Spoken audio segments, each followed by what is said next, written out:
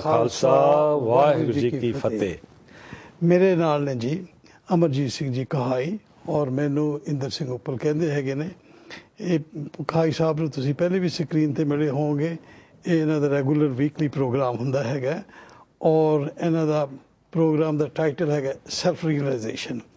Programme ਸ਼ੁਰੂ ਹੋਣ ਤੋਂ ਪਹਿਲਾਂ ਕਹਾਈ ਸਾਹਿਬ ਤੁਸੀਂ ਦੱਸ ਸਕਦੇ ਹੈਗੇ ਹੋ ਕਿ ਸੈਲਫ ਰੀਅਲਾਈਜੇਸ਼ਨ ਦਾ ਮਤਲਬ ਕੀ ਹੈਗਾ? ਉੱਪਲ ਸਾਹਿਬ, ਤੁਹਾਡਾ ਕੁਐਸਚਨ ਬਹੁਤ ਅੱਛਾ ਹੈ। ਕਈ ਵਾਰ ਮੈਂ ਤੇ ਹਮੇਸ਼ਾ ਹੀ ਇਸ ਟੌਪਿਕ ਤੇ ਹੀ ਬੋਲਦਾ ਵਾਂ ਔਰ ਗੁਰਬਾਣੀ ਦੇ ਆਧਾਰ ਤੇ ਸੈਲਫ ਦਾ ਮਤਲਬ ਹੁੰਦਾ ਆਪ। ਸੋ ਆਪਣੇ ਆਪ ਨੂੰ ਲੱਭਣਾ, ਆਪਣੇ ਆਪ ਨੂੰ ਚੀਨਣਾ, ਆਪਣੀ ਖੋਜ ਆਪ ਕਰਨਾ, ਸੈਲਫ ਦੀ ਖੋਜ। ਕਿਉਂਕਿ ਅਕਾਲ ਪੁਰਖ ਵਾਹਿਗੁਰੂ ਜਿਹੜਾ ਨਾ ਉਹ ਤੁਹਾਡੇ ਅੰਦਰ ਹੈ। ਔਰ ਜਦ ਤੱਕ ਸਿੱਖੀ ਵਿੱਚ ਤਾਂ ਇਹ ਸਾਨੂੰ 100%, ਕਿਉਂਕਿ ਕਈ ਵਾਰੀ ਤੇ ਹਰ ਜਗ੍ਹਾ ਤੋਂ ਤੁਸੀਂ ਹਰ ਗੁਰਦੁਆਰੇ ਵਿੱਚ ਹਰ ਜਗ੍ਹਾ ਤੇ ਗੁਰਬਾਣੀ ਦਾ ਸਟਾਰਟ ਹੀ ਇਹ ਹੈ ਕਿ ਉਸ ਨੂੰ ਲੱਭਣ ਦਾ ਢੰਗ ਸਿਰਫ ਆਪਣੇ ਅੰਦਰ ਜਾਣਾ ਹੈ। ਆਪਣੇ ਅੰਦਰ ਹੀ ਲੱਭ ਸਕਦੇ ਹੋ, ਕਿਤੇ ਬਾਹਰ ਨਹੀਂ ਤੁਹਾਨੂੰ ਮਿਲੇਗਾ। ਉਹ ਜਦੋਂ ਤੁਸੀਂ ਲੱਭ ਲੈਂਦੇ ਹੈਗੇ ਹੋ, ਕੋਈ ਵੀ ਲੱਭਦਾ ਹੈ। ਪਰ ਅੱਜ ਤੁਸੀਂ ਇਸ ਤਰ੍ਹਾਂ ਕਰੋ ਉੱਪਲ ਸਾਹਿਬ, ਇਸ ਤੋਂ ਪਹਿਲੇ ਕਿ ਅਸੀਂ ਹੋਰ ਅੱਗੇ ਜਾਈਏ ਨਾ, ਹਾਂਜੀ, ਇਸ ਸਵਾਲ ਵਿੱਚ ਗੁਰਬਾਣੀ ਦਾ ਆਧਾਰ ਬਣਾਉਂਦੇ ਹਾਂ। ਤੇ ਗੁਰਬਾਣੀ ਦਾ ਆਧਾਰ ਬਣਾਉਣ ਵਾਸਤੇ ਅੱਜ ਮੈਂ ਤੁਹਾਡੇ ਨਾਲ ਸਾਂਝਾ ਕਰਾਂਗਾ ਇੱਕ ਸ਼ਬਦ ਗੁਰੂ ਅਰਜਨ ਦੇਵ ਜੀ ਦਾ ਗੌੜੀ ਰਾਗ ਵਿੱਚ। ਸੋ let us start with that ਸ਼ਬਦ। ਹਾਂਜੀ, ਮੈਂ ਉਹ ਸ਼ਬਦ ਸਾਂਝਾ ਕਰਦਾ ਵਾਂ ਆਪ ਜੀ ਨਾਲ ਪਹਿਲੇ, ਉਹ ਤੋਂ ਬਾਅਦ ਅਸੀਂ ਉਸ ਤੇ ਨੂੰ ਡਿਵੈਲਪ ਕਰਾਂਗੇ ਐਂਡ ਜਦੋਂ ਲੱਭਾਂਗੇ ਸ਼ਬਦ ਸਾਨੂੰ ਉਸ ਲਾਈਨ ਤੇ ਲੈ ਜਾਏਗਾ ਕਿ ਲੱਭਣ ਤੋਂ ਬਾਅਦ ਸਾਡੀ ਕੀ ਪੋਜੀਸ਼ਨ ਹੋਣੀ। ਠੀਕ ਹੈ, ਤੁਹਾਡਾ ਸਵਾਲ ਹੈ। ਆਓ ਪਹਿਲੇ ਇਸ ਸ਼ਬਦ ਨੂੰ ਦੇਖੀਏ। ਗੌੜੀ ਰਾਗ ਦਾ ਸ਼ਬਦ ਹੈ ਗੁਰੂ ਅਰਜਨ ਦੇਵ ਜੀ ਮਹਾਰਾਜ ਦਾ। ਮਹਾਰਾਜ ਕਹਿੰਦੇ ਗੌੜੀ ਮਹਿਲਾ ਪੰਜਵਾਂ, ਛੋ ਡਰੇ ਬਿਖਿਆ ਕੇ ਰਸੂਆ, ਉਰਝ ਰਹਿਓ ਰੇ ਬਾਵਰ ਗਾਵਰ, ਜੋ ਕਿਰਖੈ ਹਰਿ ਆਇਓ ਪਸੂਆ। ਰਹਾਉ ਦੀ ਇਹ ਲਾਈਨ ਹੈ ਇਸ ਸ਼ਬਦ ਦੀ। ਅੱਗੇ ਮਹਾਰਾਜ ਕਹਿੰਦੇ ਜੋ ਜਾਣੇ ਤੂੰ ਆਪਣੇ ਕਾਜੈ, ਸੋ ਸੰਗ ਨ ਚਾਲੈ ਤੇਰੇ ਤਸੂਆ, ਨਾਂਗੋ ਆਇਓ ਨਾਂਗ ਸਿਧਾਸੀ, ਫੇਰ ਫਿਰਿਓ ਅਰ ਕਾਲ ਗਰਸੂਆ, ਪੇਖ ਪੇਖ ਰੇ ਕਸੁੰਭ ਕੀ ਲੀਲਾ, ਰਾਚ ਮਾਚ ਤਿਨਹੂ ਲਓ ਹਸੂਆ, ਛੀਜਤ डोर दिनस अर रैनी, जी को काज न कीनो कछुआ। अगली लाइन, करत करत इव ही बिरधानो, हारियो उकतै तन खिनसुआ, ज्यों ज्यों मोह्यो उन्मोहनी बाला, ਉਸਤੇ ਕਟੈ ਨਹੀਂ ਰੁਚ ਚਸੂਆ। ਲਾਸਟ ਲਾਈਨਾਂ ਵਿੱਚ ਮਹਾਰਾਜ ਕੀ ਕਹਿੰਦੇ ਤੇ ਧਿਆਨ ਦੇਣਾ। ਜਗ ਐਸਾ ਮੋਹੇ ਗੁਰੈ ਦਿਖਾਇਓ, ਜਗ ਐਸਾ ਮੋਹੇ ਗੁਰੈ ਦਿਖਾਇਓ, ਤਉ ਸਰਣ ਪਰਿਓ ਤਜ ਗਰ ਬਸੂਆ। ਮਾਰਗ ਪ੍ਰਭ ਕੋ ਸੰਤ ਬਤਾਇਓ, दृढ़ मार्ग संत प्रभ को, मार्ग प्रभ को संत बतायो, दृढ़ नानक दास भगत हर जसुआ। महाराज इस शब्द विच सानू ये सारा एक ज्ञान दे रहे कि ए मनुख तू माया दे चक्कर विच फसिया होया है। और फसिया एक मिसाल दी है महाराज ने, राहो दी लाइन विच एक बड़ी सोहनी मिसाल दी है। मतलब कहते माया दे चक्कर विच तू इंज फसिया होया है जिंज एक जानवर ना, एक जानवर पशु किसी हरे भरे खेत नूं देख के ते विच चला जाए ते फिर तुसी उसनूं डंडे भी मारो ना ते निकलदा नहीं, कोशिश करदा मूंह मारन दी। तुसीं सारे स्रोते भी ते तुसीं उपर साहब जमींदार लोग सी ते असीं जाणदे हां कि गां मੱਝ वड़ जाए हरे खेत विच ਤੇ ਉਹ ਨਿਕਲਦੀ ਨਹੀਂ, ਡੰਡੇ ਮਾਰੀਏ ਤਾਂ ਬੜੀ ਮੁਸ਼ਕਲ ਨਾਲ ਨਿਕਲਦੀ ਹੈ, ਖਿੱਚ ਕੇ ਲਿਆਣੀ ਪੈਂਦੀ ਹੈ। ਮਹਾਰਾਜ ਕਹਿੰਦੇ ਤੇਰਾ ਇਹ ਮੂਰਖਾ, ਮੈਨੂੰ ਲੱਗਦਾ ਇੰਜ ਹੈ। ਮਹਾਰਾਜ ਕਹਿੰਦੇ ਦੇਖੋ ਲਫ਼ਜ਼ ਉਹਨਾਂ ਨੇ ਕਿਹਦੇ, ਬਾਵਰ ਗਾਵਰ ठीक ਕਿ है ਤੂੰ ਬਾਵਰਾ ਹੈ, ਬਿਲਕੁਲ ਤੇਰਾ ਮਨ ਜਿਹੜਾ ਬਾਵਰਾ ਹੋਇਆ ਹੋਇਆ ਹੈ, ਪਾਗਲ ਹੋਇਆ ਹੋਇਆ ਹੈ, कमला है ਕਮਲਾ ਹੋਇਆ ਹੈ, ਗਵਾਰ ਦੀ ਨਿਆਈ ਹੈ। ठीक है ਔਰ ਤੂੰ ਇਸ ਮਾਇਆ ਦੇ ਜ਼ਹਿਰ ਵਿੱਚ ਇੰਜ ਫਸ ਗਿਆ ਹੈ ਜਿੰਜ ਉਹ ਜਾਨਵਰ ਫਸ ਜਾਂਦਾ ठीक ਤੇ ਤੂੰ ਨਿਕਲਦਾ ਹੀ ਨਹੀਂ। ਤੈਨੂੰ ਬੜਾ ਸਮਝਾਉਣ ਦੀ ਕੋਸ਼ਿਸ਼ ਕਰਦੇ ਆ ठीक है ठीक ਤੇ है ਮਾਰੇ ਕਹਿੰਦੇ ਛੋੜ ਡਰੇ, ਵਾਰਨ ਕਰ ਰਿਹਾ, 2 ਵਾਰੀ ਲਫ਼ਜ਼ ਕੀਤਾ ਛੋੜ ਡਰੇ। ਇਹ ਮਨਾ ਇਸ ਆਦਤ ਨੂੰ, ਇਸ ਜ਼ਹਿਰ ਨੂੰ ਪੀਣ ਨੂੰ ਛੋੜ ਦੇ, ਇਸ ਆਦਤ ਨੂੰ, ਇਸ ਜ਼ਹਿਰ ਨੂੰ ਪੀਣ ਤੋਂ ਛੋੜ ਦੇ, ਇਹਨਾਂ ਜ਼ਹਿਰੀਲੇ ਸਵਾਦਾਂ ਨੂੰ ਛੋੜ ਦੇ। ਲਫ਼ਜ਼ ਯੂਜ਼ ਕੀਤਾ ਮਹਾਰਾਜ ਨੇ ਚਸੂਆ। ਚਸੂਆ ਦਾ ਮਤਲਬ ਉਂਝ ਤੇ ਜੀਭ ਨਾਲ ਚਸਕਾ ਹੁੰਦਾ ਹੈ। ਲੇਕਿਨ ਸਾਡਾ ਧਿਆਨ ਰਹੇ ਕਿ ਗੁਰਬਾਣੀ ਹੈ ਉਹ ਜੀਭ ਦੇ ਉਸ ਸਲੂਣੇ ਮਿੱਠੇ ਸਵਾਦਾਂ ਦੀ ਗੱਲ ਨਹੀਂ ਕਰ ਰਹੀ, ਬਲਕਿ ਇਹ ਮਨ ਦੀ ਗੱਲ ਕਰ ਰਹੀ ਹੈ, ਸਪਿਰਿਚੁਅਲ ਟਾਕ ਹੈ। ਔਰ ਇਹ ਜਿਹੜੀ ਗੱਲ ਕਹਿ ਰਹੇ ਨੇ, ਇਹਨਾਂ ਸਵਾਦਾਂ ਵਿੱਚ ਕੀ ਸਵਾਦ ਹਨ? ਤੁਹਾਡੇ ਕੰਨ ਨੂੰ ਸਵਾਦ ਪਿਆ ਹੋਇਆ ਹੈ ਨਿੰਦਿਆ ਚੁਗਲੀ ਸੁਣਨ ਦਾ, ਗੰਦੇ ਗੀਤ ਸੁਣਨ ਦਾ। ਹੁਣ ਇਸ ਵਕਤ ਟੀਵੀ ਤੇ ਅਸੀਂ ਪ੍ਰੋਗਰਾਮ ਦੇ ਰਹੇ ਹਾਂ, ਕੀਰਤਨ ਆ ਰਹੇ ਨੇ ਸਵੇਰੇ ਅੰਮ੍ਰਿਤ ਵੇਲੇ, ਲੇਕਿਨ ਲੋਕਾਂ ਨੂੰ ਦੇਖੋਗੇ ਕਿ ਡਰਾਮਾ ਲਗਾਇਆ ਹੋਇਆ ਟੀਵੀ ਤੇ, ਡਰਾਮਾ ਲਗਾਇਆ ਹੋਇਆ, ਕਿਉਂਕਿ ਸਾਡੇ ਕੰਨਾਂ ਨੂੰ ਚਸਕਾ ਪਿਆ ਹੋਇਆ ਡਰਾਮਾ ਦੇਖਣ ਦਾ, ਨਿੰਦਿਆ ਸੁਣਨ ਦਾ। ਸਾਡੀ ਜੀਭ ਨੂੰ ਆਦਤ ਹੈ, ਬਜਾਏ ਕਿ ਅਸੀਂ ਜੀਭ ਨਾਲ ਹਰ ਵੇਲੇ ਵਾਹਿਗੁਰੂ ਵਾਹਿਗੁਰੂ ਕਰੀਏ ਜਾਂ ਮੂਲ ਮੰਤਰ ਦਾ ਪਾਠ ਕਰੀਏ ਜਾਂ ਹੋਰ ਕੋਈ ਸ਼ਬਦ ਗਾਈਏ, ਸਾਨੂੰ ਆਦਤ ਹੈ ਗੰਦੇ ਗੀਤ ਗਾਣ ਦੀ। ਮੇਰੀਆਂ ਆਪਣੀਆਂ ਬੱਚੀਆਂ, ਧੀਆਂ, ਮੇਰੇ ਪੁੱਤਰ, ਉਹਨਾਂ ਨੂੰ ਟੁਰਦਿਆਂ ਫਿਰਦਿਆਂ ਦੇਖੋਗੇ, ਨਹਾਉਂਦਿਆਂ ਦੇਖੋਗੇ, ਆਪਣੇ ਦਿਮਾਗ ਵਿੱਚ ਦੇਖੋਗੇ ਉਹਨਾਂ ਨੂੰ ਕਰਦਿਆਂ, ਤੇ ਕੋਈ ਨਾ ਕੋਈ ਗੀਤ ਗਾਉਂਦੇ ਹੋਣਗੇ। ਹੁਣ ਅੱਜ ਕੱਲ੍ਹ ਇੰਗਲਿਸ਼ ਦੇ ਗੀਤ ਇੱਥੇ, ਕਿਉਂਕਿ ਸਾਡੇ ਬੱਚਿਆਂ ਨੂੰ ਹੁਣ ਇੰਗਲਿਸ਼ ਦੀ ਆਦਤ ਹੈ, ਉਹ ਇੰਗਲਿਸ਼ ਦੇ ਗੀਤ ਗਾ ਰਹੇ ਹੁੰਦੇ। ਚਾਹੀਦਾ ਤਾਂ ਇਹ ਸੀ ਕਿ ਉਹਨਾਂ ਦੀ ਜ਼ਬਾਨ ਤੇ ਉਸ ਗੰਦੇ ਗੀਤ ਦੀ, ਉਸ ਇੰਗਲਿਸ਼ ਦੇ ਗੀਤ ਦੀ ਜਾਂ ਹਿੰਦੀ ਦੇ ਗੰਦੇ ਗੀਤ ਦੀ ਬਜਾਏ ਇੱਕ ਚੰਗਾ ਸ਼ਬਦ, ਗੁਰਬਾਣੀ ਦਾ ਚੰਗਾ ਸ਼ਬਦ ਹੁੰਦਾ, ਉਹਦਾ ਸਵਾਦ ਹੁੰਦਾ। ਲੇਕਿਨ ਸਾਡੀ ਜ਼ਬਾਨ ਨੂੰ ਸਵਾਦ ਹੈ ਉਸ ਗੰਦੇ ਗੀਤ ਦਾ। ਇੰਜ ਹੀ ਸਾਡੀਆਂ ਅੱਖਾਂ, ਸਾਡੇ ਹੱਥ, ਸਾਡੇ ਪੈਰ, ਸਾਡੇ ਸਾਰੇ ਗਿਆਨ ਇੰਦਰੇ ਹੀ ਚਸਕਿਆਂ ਵਿੱਚ ਫਸੇ ਹੋਏ। ਜਿਤਨੇ ਵੀ ਮਨੁੱਖ ਦੇ ਇੰਦਰੇ ਨਾ, ਉਹ ਇਹਨਾਂ ਚਸਕਿਆਂ ਵਿੱਚ ਫਸੇ ਹੋਏ। ਤੇ ਮਹਾਰਾਜ ਸਾਨੂੰ ਵਾਰਨ ਕਰਕੇ ਕਹਿ ਰਹੇ ਨੇ ਇੱਥੇ ਕਿ ਇਹ ਮੂਰਖ ਮਨੁੱਖ, ਇਹ ਗੰਵਾਰ ਮਨੁੱਖ, ਤੂੰ ਜਾਨਵਰਾਂ ਵਾਲੀ ਇਸ ਆਦਤ ਨੂੰ ਛੋੜ, ਇਹਨਾਂ ਚਸਕਿਆਂ ਨੂੰ ਛੋੜ ਤੇ ਸਮਝ। ਕਿਉਂ ਸਮਝ? ਬੜਾ ਸੋਹਣੀ ਤਰ੍ਹਾਂ ਵਿਖਿਆਨ ਕਰਕੇ ਦੱਸਦੇ ਹਨ ਮਹਾਰਾਜ। ਮਹਾਰਾਜ ਕਹਿੰਦੇ ਜੋ ਜਾਣੇ ਤੂੰ ਆਪਣੇ ਕਾਜੈ, ਜੋ ਜਾਣੇ ਤੂੰ ਆਪਣੇ, ਪਰਸਨਲ। ਮੈਂ ਆ ਗਿਆ ਵਾਪਸ ਕਿ ਜਿਹੜੀ ਚੀਜ਼ ਨੂੰ ਤੂੰ ਸਮਝਣਾ ਕਿ ਇਹ ਮੇਰੇ ਪਰਸਨਲ ਕੰਮ ਆਏਗੀ, ਉਹ ਤਾਂ ਤੇਰੇ ਕੰਮ ਨਹੀਂ ਆਂਦੀ ਤਸੂਆ। 1 ਇੰਚ, 1 ਜ਼ਰਾ, 1 ਰੱਤੀ ਪਰ ਵੀ ਉਹ ਤੇਰੇ ਜੀਵਨ ਵਿੱਚ ਕੰਮ ਨਹੀਂ ਆਉਂਦੀ। ਔਰ ਤੁਸੀਂ ਸਿਆਣੇ ਬਿਆਣੇ ਹੋ ਸਾਰੇ, ਸਮਝੋ ਤੇ ਦੇਖੋ, ਆਪਣੇ ਅੰਦਰ ਇੱਕ ਝਾਤੀ ਮਾਰ ਕੇ ਦੇਖੋ, ਤੁਸੀਂ ਕਿਤਨੀਆਂ ਕਿਤਨੀਆਂ ਇਮਾਰਤਾਂ ਖੜੀਆਂ ਕਰ ਲਈਆਂ, ਕਿਤਨੇ ਕਿਤਨੇ ਬੈਂਕ ਬੈਲੈਂਸ ਬਣਾ ਰਹੇ ਹੈ। ਕੀ ਵਰਤ ਸਕੋਗੇ? ਕੀ ਵਰਤ ਸਕਾਂਗੇ ਅਸੀਂ? ਅਸੀਂ ਜੋ ਗਵਾ ਲਿਆ ਹੈ ਉਸ ਨਾਲੋਂ ਅਸੀਂ ਗਵਾਇਆ ਬਹੁਤ ਜ਼ਿਆਦਾ ਜੀਵਨ ਵਿੱਚ। ਇਹ ਕਮਾਈ, ਮਾਇਆ ਦੀ ਕਮਾਈ ਕਰ ਲਈ। ਆਈ ਨੋ ਕਿ ਸਿੱਖ ਕੌਮ, ਪੰਜਾਬੀ ਕੌਮ ਖਾਸ ਕਰਕੇ ਬਹੁਤ ਸਿਆਣੀ ਕੌਮ ਹੈ। ਉਹਨਾਂ ਨੇ ਬਹੁਤ ਕੁਝ, ਬੱਚੇ ਵੀ ਉਹਨਾਂ ਦੇ ਬਹੁਤ ਸਿਆਣੇ, ਚੰਗੀ ਤਰ੍ਹਾਂ ਪੜ੍ਹ ਵੀ ਗਏ ਨੇ, ਚੰਗੀ ਤਰ੍ਹਾਂ ਉਹਨਾਂ ਨੇ ਮਾਇਆ ਵੀ ਕਮਾ ਲਈ ਹੈ, ਸਭ ਕੁਝ ਕਮਾ ਲਿਆ। ਲੇਕਿਨ ਉਹਨਾਂ ਵਿੱਚ ਅੱਜ ਅਸੀਂ ਦੇਖ ਰਹੇ ਹਾਂ ਬੜੀ ਵੱਡੀ ਮੈਜੋਰਿਟੀ ਸਾਡੇ ਲੋਕਾਂ ਵਿੱਚ ਡਿਪਰੈਸ਼ਨ ਆ ਗਿਆ। ਹੋਰ ਡਿਪਰੈਸ਼ਨ ਦੇ ਨਾਲ ਕਨੈਕਟਿਡ ਬਿਮਾਰੀਆਂ ਆ ਗਈਆਂ, ਹਾਂਜੀ, ਡਰੱਗਸ ਆ ਗਈਆਂ, ਜਿਨ੍ਹਾਂ ਦਾ ਕੇਸ ਕਟਾਉਣ ਦੀ ਬਿਮਾਰੀ ਆ ਗਈ ਹੈ। ਮਾਪਿਓ ਨੂੰ ਉਹ ਇੱਜ਼ਤ ਨਹੀਂ ਮਿਲ ਰਹੀ, ਵੱਡਿਆਂ ਨੂੰ ਅੱਜ ਬੱਚਿਆਂ ਕੋਲੋਂ ਉਹ ਇੱਜ਼ਤ ਨਹੀਂ ਮਿਲ ਰਹੀ। ਇਹ ਅਸੀਂ ਸਭ ਕੁਝ ਗਵਾ ਲਿਆ। ਮਹਾਰਾਜ ਸਾਨੂੰ ਕੀ ਕਹਿੰਦੇ? ਮਹਾਰਾਜ ਕਹਿੰਦੇ ਜੋ ਜਾਣਤ ਤੂੰ ਆਪਣੇ ਕਾਜੈ, ਸੋ ਸੰਗ ਨ ਚਾਲੈ ਤੇਰੇ ਤਸਵਾ। ਉਹ ਤੇ ਤੇਰੇ ਨਾਲ ਜਾਂਦੀ ਨਹੀਂ, ਤੂੰ ਜ਼ਰਾ ਧਿਆਨ ਕਰ। ਜਾਣਾ ਤੇ ਤੇਰੇ ਨਾਲ ਹੈ ਜੋ ਤੂੰ ਸਮਾਜ ਵਿੱਚ ਚੰਗਾ ਮੰਦਾ ਕਰਮ ਕੀਤਾ, ਉਹ ਕਰਮ ਜਾਣਾ, ਨਾ ਕਿ ਤੇਰੇ ਨਾਲ ਤੇਰੀ ਮਾਇਆ ਜਾਣੀ ਹੈ। ਹੁਣ ਅਗਲੀ ਇੱਕ ਲਾਈਨ ਹੋਰ ਸੁਣੋ, ਕਹਿੰਦੇ ਨਾਂਗੇ ਆਇਓ ਨਾਂਗਾ ਨਾਂਗ ਸਿਦਾਸੀ, ਫੇਰ ਫਿਰਿਓ ਅਰ ਕਾਲ ਗਰਸੂਆ।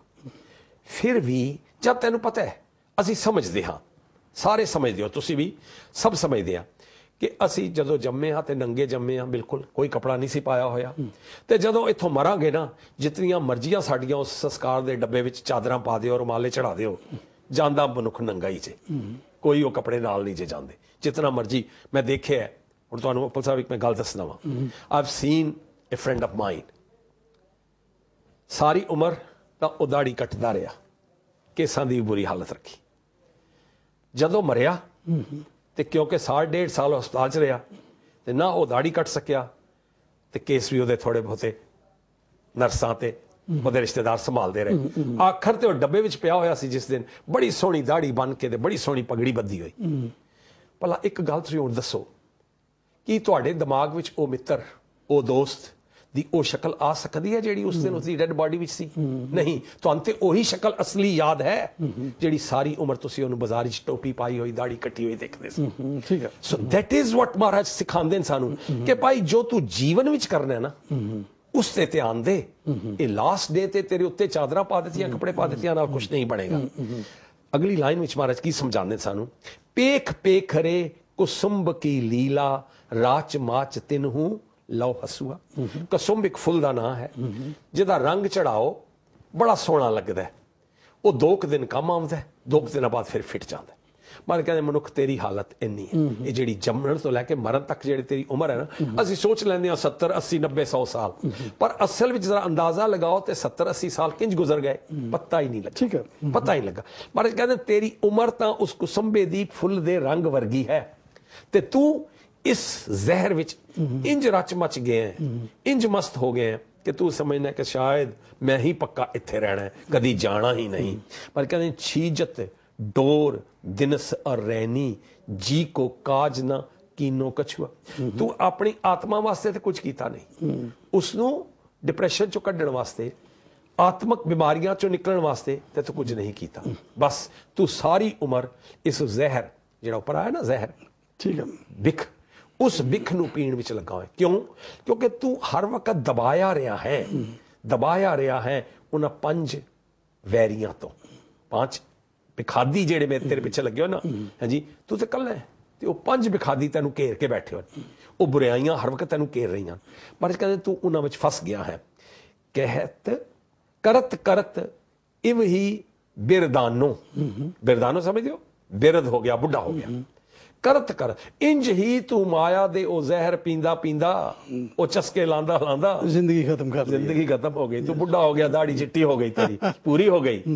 ਕੀ ਕਹਿੰਦੇ ਨੇ? ਕਹਿੰਦੇ ਨਾਲ ਤੇਰਾ ਸਰੀਰ ਕਮਜ਼ੋਰ ਹੋ ਗਿਆ, ਅੱਖਾਂ ਤੇਰੀਆਂ ਚੋਂ ਦਿਸਦਾ ਨਹੀਂ, ਐਨਕ ਲੱਗ ਗਈ, ਕੰਨਾਂ ਚੋਂ ਪੂਰਾ ਸੁਣਦਾ ਨਹੀਂ, ਮਸ਼ੀਨਾਂ ਲੱਗ ਗਈਆਂ। ਕਹਿੰਦਾ ਹਾਲਤ ਤੇਰੀ ਹੋ ਗਈ। ਕਰਤ ਕਰਤ ਇਵ ਹੀ ਬਿਰਦਾਨੋ, ਹਾਰਿਓ ਉਕਤੇ ਤਨ ਖਿਸ ਖਿਨਸੁਆ, ਖਿਨਸ ਗਿਆ, ਬਦਲ ਗਿਆ, ਪਤਲਾ ਹੋ ਗਿਆ, ਕਮਜ਼ੋਰ ਹੋ ਗਿਆ। ਮਹਾਰਾਜ ਕਹਿੰਦੇ ਨੇ ਜਿਉਂ ਮੋਹਿਓ ਉਨ ਮੋਹਨੀ ਬਾਲੈ, ਉਸ ਤੇ ਘਟੈ ਨਹੀਂ ਗੁਰ ਚਸੂਆ। ਕਹਿੰਦੇ ਜਿੰਜ ਤੂੰ ਜਵਾਨੀ ਵਿੱਚ, ਜਦੋਂ ਤੇਰੇ ਸਰੀਰ ਵਿੱਚ ਤਾਕਤ ਸੀ ਨਾ, ਇਸ ਮਾਇਆ ਨਾਲ ਪਿਆਰ ਕਰਦਾ ਸੀ ਨਾ, ਹੁਣ ਜਦ ਕਿ ਤੇਰੇ ਸਰੀਰ ਵਿੱਚ ਤਾਕਤ ਨਹੀਂ ਰਹੀ, ਤੇਰੀਆਂ ਅੱਖਾਂ ਕਮਜ਼ੋਰ ਹਨ, ਐਨਕਾਂ ਲੱਗੀਆਂ ਹੋਈਆਂ, ਕੰਨ ਤੇਰੇ ਸੁਣਦੇ ਨਹੀਂ, ਸਰੀਰ ਤੇਰਾ ਕਮਜ਼ੋਰ ਹੈ, ਪਰ ਉਸ ਮਾਇਆ ਦਾ ਪਿਆਰ ਤੇਰੇ ਅੰਦਰੋਂ ਘਟਿਆ ਨਹੀਂ। ਸਭ ਕੁਝ ਘਟ ਗਿਆ, ਲੇਕਿਨ ਉਹ ਜਿਹੜਾ ਉਸ ਜ਼ਹਿਰ ਨਾਲ ਪਿਆਰ ਸੀ ਨਾ, ਉਹ ਤੇਰੇ ਅੰਦਰੋਂ ਘਟਿਆ ਨਹੀਂ, ਉਹ ਉੱਥੇ ਦਾ ਉੱਥੇ ਹੈ। ਤੁਹਾਡੇ ਸਵਾਲ ਦਾ ਜਵਾਬ ਮਹਾਰਾਜ ਨੇ ਲਾਸਟ ਲਾਈਨ ਵਿੱਚ ਬੜਾ ਹੀ ਸੋਹਣਾ ਦਿੱਤਾ ਹੈ। ਜਗ ਐਸਾ ਮੋਹੇ ਗੁਰਹਿ ਦਿਖਾਇਓ। ਜਗ ਐਸਾ ਮੋਹੇ, ਮੋਹੇ ਮੀਨ ਮੈਨੂੰ, ਗੁਰਹਿ ਦਿਖਾਇਓ, ਗੁਰੂ ਨੇ ਦੱਸਿਆ। ਠੀਕ। ਕਿੰਜ ਦੱਸਿਆ? ਗੁਰੂ ਗ੍ਰੰਥ ਸਾਹਿਬ ਵਿੱਚੋਂ। ਮਹਾਰਾਜ ਕਹਿੰਦੇ ਜਦੋਂ ਮੈਨੂੰ ਅਕਲ ਆਈ, ਹੋਸ਼ ਆਇਆ, ਜਦੋਂ ਮੈਨੂੰ ਸਮਝ ਆਈ ਇਸ ਜਗਤ ਦੀ ਕਿ ਜਗਤ ਕੀ ਹੈ, ਕਿ ਇਹ ਤੇ ਕੁਸੁੰਭ ਦੇ ਫੁੱਲ ਦੀ ਨਿਆਈ ਹੈ ਜਗਤ, ਤੇ ਮੈਂ ਤੇ ਬੁੱਢਾ ਹੋ ਗਿਆ, ਮੇਰਾ ਤੇ ਸਭ ਕੁਝ ਗਵਾ ਬੈਠਾ। ਮਹਾਰਾਜ ਕਹਿੰਦੇ ਜਗ ਐਸਾ ਮੋਹੇ ਗੁਰਹਿ ਦਿਖਾਇਓ, ਜਦੋਂ ਦਿਖਾ ਦਿੱਤਾ, ਸਮਝਾ ਦਿੱਤਾ, ਮੇਰੀ ਸਮਝ ਵਿੱਚ ਆ ਗਿਆ, ਕਹਿੰਦਾ ਫਿਰ ਮੈਂ ਡਰਿਆ, ਫਿਰ ਮੈਂ ਕੰਬਿਆ, ਫਿਰ ਮੇਰੇ ਅੰਦਰ ਤਕਲੀਫ ਹੋਈ, ਤਾਂ ਸਰਣ ਪਰਿਓ, ਤਾਂ ਮੈਂ ਗੁਰੂ ਗ੍ਰੰਥ ਸਾਹਿਬ ਦੇ ਚਰਨੀ ਆਇਆ। ਠੀਕ ਠੀਕ। ਹਲੇ ਨਹੀਂ ਆਂਦਾ ਮਨੁੱਖ, ਕਹਿੰਦਾ ਤਾਂ ਮੈਂ ਗੁਰੂ ਗ੍ਰੰਥ ਸਾਹਿਬ ਦੇ ਚਰਨੀ ਆਇਆ। ਤੇ ਕਿੰਜ ਆਇਆ? ਪਰ ਤਾਂ ਵੀ ਕਿੰਜ ਆਵਾਂਗਾ? ਤਜ ਗਰ ਬਸੂਆ। ਜੇ ਮੇਰੇ ਅੰਦਰ ਹੰਕਾਰ ਅਜੇ ਵੀ ਹੈ, ਅਜੇ ਵੀ ਆਪਣੀ ਕਿਸੇ ਮਾਇਆ ਦੀ ਕੋਈ ਸ਼ਕਤੀ ਦਾ ਮੈਂ ਅਜੇ ਵੀ ਗੁਮਾਨ ਕਰਦਾ ਵਾਂ, ਅਜੇ ਵੀ ਮੇਰੇ ਅੰਦਰ ਕੋਈ ਹੰਕਾਰ ਹੈ, ਕੋਈ ਸੈਲਫਿਸ਼ਨੈਸ ਹੈ ਜੀ, ਤੇ ਮਹਾਰਾਜ ਕਹਿੰਦੇ ਤੂੰ ਨਹੀਂ ਆਇਆ, ਤੂੰ ਆਏਗਾ। ਯਾਦ ਰੱਖਣਾ ਬਲ ਸਾਹਿਬ, ਇੱਕ ਗੱਲ ਦਾ ਧਿਆਨ ਰੱਖੋ, ਗੁਰੂ ਗੋਬਿੰਦ ਸਿੰਘ ਸਾਹਿਬ ਨੇ ਜਦੋਂ ਅੰਮ੍ਰਿਤ ਛਕਾਇਆ ਨਾ, ਤੇ ਸੀਸ ਲਿਆ, ਤੇ ਸੀਸ ਦਿੱਤੇ ਬਗੈਰ ਅੰਮ੍ਰਿਤ ਦਾ ਕੋਈ ਹੈ ਨਹੀਂ ਗੱਲਬਾਤ। ਠੀਕ ਹੈ, ਠੀਕ ਹੈ। ਇਹ ਅੰਮ੍ਰਿਤ ਬਾਜ਼ਾਰ ਚ ਜਿਹਨੇ ਮਰਜ਼ੀ ਲੈ ਲਈਏ, ਸਮਝਿਓ ਨਹੀਂ, ਅੰਮ੍ਰਿਤ ਤਦੋਂ ਹੀ ਛਕਿਆ ਜਾਂਦਾ ਹੈ ਜਦੋਂ ਸੀਸ ਦਿੱਤਾ ਜਾਏ। ਮਹਾਰਾਜ ਨੇ ਆਪ ਵੀ ਜਦੋਂ ਲਿਆ ਨਾ, ਤੇ ਸਰਬੰਸ ਦਾਨ ਕਰਕੇ ਲਿਆ, ਤੇ ਮਨੁੱਖ ਤਾਂ ਹੀ ਲੈ ਸਕਦਾ। ਤੇ ਮਹਾਰਾਜ ਕਹਿੰਦੇ ਜਦੋਂ ਤੂੰ ਆਪਣੇ ਆਪ ਨੂੰ ਸੀਸ ਦੇ ਕੇ ਗੁਰੂ ਗ੍ਰੰਥ ਸਾਹਿਬ ਦੇ ਚਰਨਾਂ ਵਿੱਚ ਆਇਆ ਤੇ ਆਇਆ ਤਾਂ ਜਦੋਂ ਤੇਰੇ ਹੋਸ਼ ਆਏ, ਸਮਝ ਆਈ, ਮਹਾਰਾਜ ਨੇ ਤੈਨੂੰ ਸਮਝਾ ਦਿੱਤਾ, ਜਗ ਐਸਾ ਮੋਹੇ ਗੁਰਹਿ ਦਿਖਾਇਓ। ਜਦੋਂ ਗੁਰੂ ਨੇ ਮੈਨੂੰ ਇਹ ਚੀਜ਼ ਦਿਖਾਈ, ਸਮਝਾਈ, ਤਾਂ ਮੈਂ ਗੁਰੂ ਦੇ ਚਰਨੀ ਜਾ ਡਿੱਗਾ ਤੇ ਆਪਣੀ ਆਪ ਸੈਲਫਿਸ਼ਨੈਸ ਨੂੰ ਛੋੜ ਦਿੱਤਾ। ਹੋਇਆ ਕੀ ਜਦੋਂ ਮੈਂ ਇਹ ਕੀਤਾ ਤੇ ਹੋਇਆ ਕੀ? ਕਹਿੰਦੇ ਨੇ ਮਾਰਗ ਪ੍ਰਭ ਕੋ ਸੰਤ ਬਤਾਇਓ। ਹੁਣ ਮੇਰੇ ਅੰਦਰ, ਕਿਉਂਕਿ ਹੁਣ ਮੈਂ ਆਪਣਾ ਛੋੜ ਦਿੱਤਾ ਹੈ, ਸੀਸ ਦੇ ਦਿੱਤਾ ਹੈ, ਹੁਣ ਮੈਨੂੰ ਸਵਾਏ ਪ੍ਰਭੂ ਦੇ ਹੋਰ ਕੁਝ ਨਹੀਂ ਨਜ਼ਰ ਆਉਂਦਾ। ਬਿਲਕੁਲ ਆਦਮੀ ਦਾ ਸੱਚਾਪਨ ਆ ਗਿਆ। ਦੇਖੋ ਹੁਣ ਕਹਿੰਦੇ ਮਾਰਗ ਮੋਕੋ, ਹੁਣ ਮੈਨੂੰ ਉਹ ਰਸਤਾ ਗੁਰਹਿ ਬਤਾਇਓ। ਗੁਰੂ ਕੌਣ ਹੈ? ਗ੍ਰੰਥ ਸਾਹਿਬ। ਧਿਆਨ ਇਸ ਚੀਜ਼ ਵੱਲ ਰੱਖਣਾ ਹੈ, ਕਿਉਂਕਿ ਟਪਲਾ ਸਿੱਖ ਕੌਮ ਨਹੀਂ, ਹਰ ਮਨੁੱਖ ਖਾ ਜਾਂਦਾ ਹੈ। ਕੋਈ ਨਾ ਕੋਈ ਆ ਜਾਏਗਾ ਤੁਹਾਡੇ ਕੋਲ, ਕਿਸੇ ਰੰਗ ਵਿੱਚ, ਕਿਸੇ ਕੱਪੜਿਆਂ ਵਾਲਾ, ਕੋਈ ਸ਼ਕਲ ਬਣਾ ਕੇ, ਕੁਝ ਚੁੱਕ ਕੇ, ਕੋਈ ਚੀਜ਼, ਕੋਈ ਜਾਦੂ, ਤੇ ਉਹ ਆਪਣੇ ਆਪ ਨੂੰ ਗੁਰੂ ਬਣਵਾ ਜਾਏਗਾ। ਲੇਕਿਨ ਸਿੱਖ ਦਾ ਗੁਰੂ ਸਵਾਏ ਗੁਰੂ ਗ੍ਰੰਥ ਸਾਹਿਬ ਦੇ ਹੋਰ ਕੋਈ ਨਹੀਂਗਾ। ਮਹਾਰਾਜ ਕਹਿੰਦੇ ਮਾਰਗ ਪ੍ਰਭ ਕੋ ਸੰਤ ਬਤਾਇਓ। ਸੰਤ ਮਤਲਬ ਗੁਰੂ, ਗੁਰੂ ਗ੍ਰੰਥ ਸਾਹਿਬ। ਗੁਰੂ ਗ੍ਰੰਥ ਸਾਹਿਬ ਵਿੱਚੋਂ ਮੈਨੂੰ ਉਹ ਰਸਤਾ ਮਿਲ ਗਿਆ ਜੀਵਨ ਦਾ, ਜਿਸ ਰਸਤੇ ਤੇ ਤੁਰ ਕੇ ਮੈਂ ਅਕਾਲ ਪੁਰਖ ਵਾਹਿਗੁਰੂ ਨੂੰ ਮਿਲ ਸਕਦਾ ਹਾਂ। ਤੇ ਉਹ ਰਸਤਾ ਜਾਂਦਾ ਕਿੱਧਰ ਸੀ? ਆਪਣੇ ਅੰਦਰ, ਬਾਹਰ ਨਹੀਂ ਸੀ ਜਾਂਦਾ। ਧਿਆਨ ਰੱਖਣਾ, ਇਹ ਬਾਹਰ ਦੇ ਲੋਕ ਬਾਹਰ ਦੇ ਰਸਤੇ ਦਿਖਾਉਂਦੇ ਆ। ਕੋਈ ਸਤਵਾਂ ਆਸਮਾਨ ਦਿਖਾਣਗੇ, ਕੋਈ ਪਾਤਾਲ ਦਿਖਾਣਗੇ। ਨਾ ਆਸਮਾਨ ਤੇ ਨਾ ਪਾਤਾਲ, ਮਾਰਗ ਅੰਦਰ ਜਾਏਗਾ। ਮਹਾਰਾਜ ਕਹਿੰਦੇ ਮਾਰਗ ਪ੍ਰਭ ਕੋ ਸੰਤ ਬਤਾਇਓ। ਤੇ ਫਿਰ ਕੀਤਾ ਕਿ ਦ੍ਰਿੜ, ਉਸ ਨੂੰ ਪੱਕਾ ਕਰ ਦਿੱਤਾ, ਉਸ ਮਾਰਗ ਨੂੰ, ਉਸ ਗਿਆਨ ਨੂੰ। ਉਹ ਗਿਆਨ ਜਦੋਂ ਮੈਂ ਗੁਰੂ ਗ੍ਰੰਥ ਸਾਹਿਬ ਵਿੱਚੋਂ ਲਿਆ ਨਾ, ਤੇ ਮੇਰੇ ਅੰਦਰ ਉਹ ਗਿਆਨ ਪੱਕਾ ਹੋ ਗਿਆ। ਜਦੋਂ ਪੱਕਾ ਹੋਇਆ ਤਾਂ ਨਾਨਕ ਦਾਸ ਭਗਤ ਹਰ ਜਸਵਾ। ਠੀਕ, ਬਸ ਫਿਰ ਮੈਨੂੰ ਇੱਕੋ ਹੀ ਚੀਜ਼, ਮੈਂ ਦਾਸ ਬਣ ਗਿਆ ਉਸ ਅਕਾਲ ਪੁਰਖ ਦਾ, ਤੇ ਇੱਕੋ ਹੀ ਚੀਜ਼ ਮੈਨੂੰ ਚੰਗੀ ਲੱਗਣ ਲੱਗ ਪਈ ਕਿ ਬਸ ਉਸ ਦਾ ਹੀ ਜਸ ਮੇਰੀ ਜ਼ਬਾਨ ਤੇ ਚੱਲਦਾ ਰਹੇ। ਹੁਣ ਮੈਨੂੰ ਹੋਰ ਕੋਈ ਚੀਜ਼ ਚੰਗੀ ਲੱਗਦੀ ਨਹੀਂ। ਹਰ ਵਕਤ ਮੈਨੂੰ ਚੰਗਾ ਕੀ ਲੱਗਦਾ ਹੈ? ਮਹਾਰਾਜ ਕਹਿੰਦੇ ਇੱਕੋ ਗੱਲ ਮੈਨੂੰ ਚੰਗੀ ਲੱਗਦੀ ਹੈ ਕਿ ਹਰ ਵਕਤ ਮੇਰੇ ਕੰਨਾਂ ਵਿੱਚ ਉਸ ਦਾ ਹੀ ਜਸ ਪੈਂਦਾ ਰਹੇ, ਉਸ ਦੇ ਹੀ ਗੁਣ ਪੈਂਦੇ ਰਹਿਣ, ਉਸ ਦੀ ਹੀ ਗੁਰਬਾਣੀ ਹੁੰਦੀ ਰਹੇ। ਇਹ ਹੈ ਸੈਲਫ ਰੀਅਲਾਈਜੇਸ਼ਨ। ਕਿਉਂਕਿ ਮਾਰਗ ਜਦੋਂ ਪਤਾ ਲੱਗੇਗਾ ਤੇ ਤੁਸੀਂ ਅੰਦਰ ਹੀ ਜਾਣਾ ਹੈ, ਬਾਹਰ ਨਹੀਂ। ਬਾਹਰ ਦਾ ਮਾਰਗ ਨਹੀਂ ਹੈ, ਮਾਰਗ ਅੰਦਰ ਦਾ। ਤੇ ਉਸ ਦੀ ਜਦੋਂ ਮਾਰਗ ਅੰਦਰ ਚਲਾ ਗਿਆ, ਜਦੋਂ ਤੁਹਾਨੂੰ ਰੀਅਲਾਈਜੇਸ਼ਨ ਹੋ ਗਈ ਕਿ ਅਕਾਲ ਪੁਰਖ ਵਾਹਿਗੁਰੂ ਮੇਰੇ ਅੰਦਰ ਹੈ, ਮੇਰੇ ਅੰਗ ਸੰਗ ਹੈ, ਤਾਂ ਧਿਆਨ ਰਵੇ ਮੂਲ ਮੰਤਰ ਦਾ ਪਾਠ ਅਸੀਂ ਸਾਰੇ ਰੋਜ਼ ਕਰਦੇ ਠੀਕ ਕਿ ਉਹ ਜਿਹੜਾ ਇੱਕ ਓਂਕਾਰ ਹੈ, ਉਸ ਦੀ ਕਾਰ ਹੈ, ਇੱਕ ਦੀ ਕਾਰ ਹੈ ਇਹ ਓਂਕਾਰ, ਠੀਕ ਹੈ, ਸਤ ਉਸ ਦਾ ਨਾਮ ਹੈ। ਉਹੀ ਸੰਸਾਰ ਦਾ ਕਰਤਾ ਹੈ। ਸੰਸਾਰ ਦਾ ਕਰਤਾ ਉਹੀ ਹੈ, ਹੋਰ ਕੋਈ ਨਹੀਂ ਉਸ ਸੰਸਾਰ ਦਾ ਕਰਤਾ। ਸਮਝੋ ਜੀ। ਤੇ ਇਸ ਕਰਕੇ ਕਰਤਾ ਪੁਰਖ ਹੈ, ਉਹ ਕਰਤਾ ਹੈ ਔਰ ਕਰਕੇ ਪਰੇ ਨਹੀਂ ਚਲਾ ਗਿਆ, ਅੰਦਰ ਹੈ। ਜਦੋਂ ਤੁਸੀਂ ਇਸ ਦੇ ਰਾਹੀਂ, ਇਸ ਮਾਰਗ ਦੇ ਰਾਹੀਂ, ਇਸ ਗਿਆਨ ਦੇ ਰਾਹੀਂ ਇਹ ਰੀਅਲਾਈਜ਼ ਕਰ ਲਿਆ ਔਰ ਇਹ ਮਹਿਸੂਸ ਕਰ ਲਿਆ ਕਿ ਉਹ ਅਕਾਲ ਪੁਰਖ ਵਾਹਿਗੁਰੂ ਸਾਡੇ ਅੰਦਰ ਹੈ, ਤੇ ਤੁਹਾਡੇ ਅੰਦਰ ਇੱਕ ਹੋਰ ਚੀਜ਼ ਆਪਣੇ ਆਪ ਪੈਦਾ ਹੋ ਜਾਏਗੀ ਕਿ ਇਹ ਮੇਰੇ ਹੀ ਅੰਦਰ ਨਹੀਂ, ਹਰ ਜਗ੍ਹਾ ਤੇ ਹਰ ਸੰਸਾਰ ਦੇ ਮਨੁੱਖ ਵਿੱਚ ਉਹੀ ਹੈ, ਠੀਕ, ਉਸਨੇ ਹੀ ਪੈਦਾ ਕੀਤਾ ਹੈ। ਦੈਨ ਆਟੋਮੈਟਿਕ ਜੇ ਤੁਸੀਂ ਉਸ ਗੁਰੂ ਦੇ ਭੈ ਤੇ ਪਾਉ ਵਿੱਚ ਹੋ, ਜੇ ਤੁਸੀਂ ਉਸ ਨੂੰ ਲਵ ਕਰਦੇ ਹੋ, ਰਿਸਪੈਕਟ ਕਰਦੇ ਹੋ, then naturally you will love everybody, respect everybody, because now you know that God is not only within me, it is within everybody and in every place. ਠੀਕ ਹੈ। ਅੱਛਾ, ਇਹੋ ਜਿਹਾ ਆਦਮੀ ਜਿਹਨੇ ਆਪਣੇ ਆਪ ਨੂੰ ਰਿਅਲਾਈਜ਼ ਕਰ ਲਿਆ ਹੈਗਾ, ਉਹ ਕਿਹੋ ਜਿਹਾ ਆਦਮੀ ਹੁੰਦਾ? ਸੱਚਾ ਹੁੰਦਾ ਹੈਗਾ? ਮਹਾਰਾਜ ਜੀ, ਗੁਰੂ ਨਾਨਕ ਦੇਵ ਜੀ ਇੱਕ ਲਾਈਨ ਆਸਾ ਜੀ ਦੀ ਵਾਰ ਵਿੱਚ, ਉਹ ਸੱਚਾ ਬਣ ਜਾਂਦਾ ਹੈਗਾ ਕਿਵੇਂ? ਦੱਸੋ ਕੀ ਕਹਿੰਦੇ ਮਹਾਰਾਜ। ਇੱਕ ਆਸਾ ਜੀ ਦੀ ਵਾਰ ਸਿੱਖ ਕੌਮ ਗੁਰਦੁਆਰਿਆਂ ਵਿੱਚ ਰੋਜ਼ ਹੁੰਦੀ ਹੈ, ਅਸੀਂ ਸਾਰੇ ਸੁਣਦੇ ਹਾਂ। ਇੱਕ ਲਾਈਨ ਉਹਦੇ ਚ ਆਈ ਹੈ, ਪਰ ਕਹਿੰਦੇ ਨਾਨਕ ਭਗਤਾਂ ਭੁੱਖ, ਭੁੱਖ ਸਮਝਦੇ ਹੋ ਨਾ, ਖਾਣਾ ਦੀ ਭੁੱਖ ਹੁੰਦੀ ਹੈ, ਸਾਨੂੰ ਰੋਟੀ ਦੀ ਭੁੱਖ ਹੁੰਦੀ ਹੈ। ਭੁੱਖ ਕਿਸ ਚੀਜ਼ ਦੀ? ਸਲਾਹਣ। ਨਾਨਕ ਭਗਤਾਂ ਭੁੱਖ ਸਲਾਹਣ, ਸਿਫਤ ਸਲਾਹ ਦੀ ਉਹਨਾਂ ਨੂੰ ਭੁੱਖ ਲੱਗਦੀ ਹੈ। ਉਹਨਾਂ ਨੂੰ ਲੰਗਰ ਦੇ ਵੱਲ ਧਿਆਨ ਨਹੀਂ ਹੁੰਦਾ। ਅਸੀਂ ਤੇ ਜਾਂਦੇ ਹਾਂ ਨਾ ਗੁਰਦੁਆਰੇ ਤੇ ਥੋੜਾ ਜਿਹਾ ਟਾਈਮ ਹੋ ਜਾਂਦਾ, ਕਹਿੰਦੇ ਯਾਰ ਲੰਗਰ ਛੱਕ ਕੇ ਆਈਏ। ਲੇਕਿਨ ਜਿਹੜਾ ਭਗਤ ਹੈ ਨਾ ਅਸਲੀ, ਜਿਸ ਦੇ ਅੰਦਰ ਉਸ ਦੀ ਜੋਤ ਜਗ ਪਈ ਹੈ, ਜਿਸ ਨੇ ਇਸ ਗਿਆਨ ਨੂੰ ਆਪਣੇ ਅੰਦਰ ਦ੍ਰਿੜ ਕਰ ਲਿਆ, ਜਿਹੜਾ ਮਾਰੀ ਨੇ ਲਫ਼ਜ਼ ਯੂਜ਼ ਕੀਤਾ ਹੈ, ਦ੍ਰਿੜ ਕਰ ਲਿਆ ਹੈ, ਮਾਰਗ ਦੇਖ ਲਿਆ ਹੈ, ਉਸ ਨੂੰ ਨਾਨਕ ਭਗਤਾਂ ਭੁੱਖ ਸਾਲਾਂ ਹਨ ਤੇ ਸੱਚ ਨਾਮ ਆਧਾਰ। ਉਹਨਾਂ ਦੇ ਜੀਵਨ ਦਾ ਆਸਰਾ ਕੀ ਹੈ? ਸਾਡਾ ਜੀਵਨ ਦਾ ਆਸਰਾ ਪਾਣੀ, ਕੋਈ ਹੋਰ ਚੀਜ਼, ਬਾਹਰ ਦੀਆਂ ਚੀਜ਼ਾਂ। ਉਹਨਾਂ ਦੇ ਜੀਵਨ ਦਾ ਆਸਰਾ ਆਧਾਰ ਕੀ ਹੈ? ਸੱਚ ਨਾਮ। ਉਹਨਾਂ ਦੇ ਜੀਵਨ ਦਾ ਆਸਰਾ ਹੀ ਸਤਨਾਮ ਹੈ। ਬਸ ਹੁਣ ਉਹਨਾਂ ਦੀ ਪਹਿਚਾਨ ਕੀ? ਤੁਸੀਂ ਮੈਨੂੰ ਪੁੱਛਿਆ ਉਹਨਾਂ ਦੀ ਪਹਿਚਾਨ ਕੀ ਹਾਲਤ ਹੁੰਦੀ ਹੈ? ਮਹਾਰਾਜ ਕੀ ਕਹਿੰਦੇ, ਸਾਨੂੰ ਗੁਰੂ ਕੋਲੋਂ ਸਿੱਖਿਆ ਲੈਣੀ ਹੈ ਕਿ ਉਹਨਾਂ ਦੀ ਪਹਿਚਾਨ ਕੀ ਹੈ। ਮਹਾਰਾਜ ਕਹਿੰਦੇ ਪਹਿਚਾਨ ਹੈ ਉਹਨਾਂ ਦੀ ਸਦਾ ਆਨੰਦ ਰਹੇ ਦਿਨ ਰਾਤੀ।